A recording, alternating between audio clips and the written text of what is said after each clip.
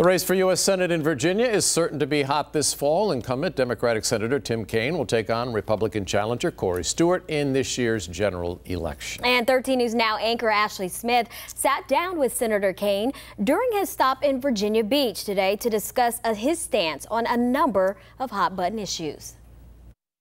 Senator Tim Kaine is busy on the campaign trail. I'm doing a session later today with the Virginia Beach restaurant and tourism community and environmental leaders to talk about offshore drilling.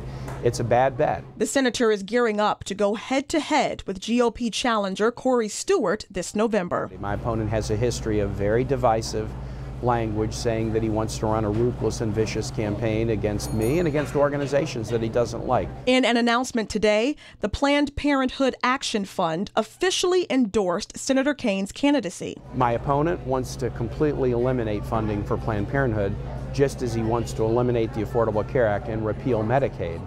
I think there are huge attacks on the health care safety net, and I want to support the providers in the healthcare safety net. Senator Kaine discussed the top matters he plans to address with President Trump's nominee to replace Supreme Court Justice Anthony Kennedy. I'm going to read every opinion that the individual has written if they're a sitting judge. I'm going to read every bit of academic writing that they've done if they're a scholar, and then I want to sit down and express concerns. Senator Kaine also shared his main concern ahead of President Trump's meeting with Russian President Vladimir Putin later this month.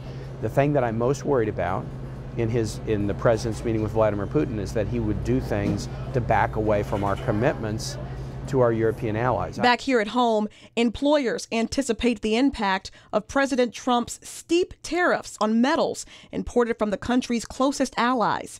Senator Kaine gave his take on the potential effect of those tariffs.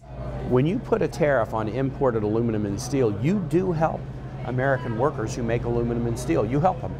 But you hurt American workers who make things out of aluminum and steel. Senator Kaine has a long history with Virginia as a former governor and lieutenant governor. He hopes to continue his relationship with the Commonwealth following November's general elections. I believe in a Virginia that works for all. I love those two words at the end of the Pledge of Allegiance. It's got to be about for everybody. In Virginia Beach, Ashley Smith, 13 News Now.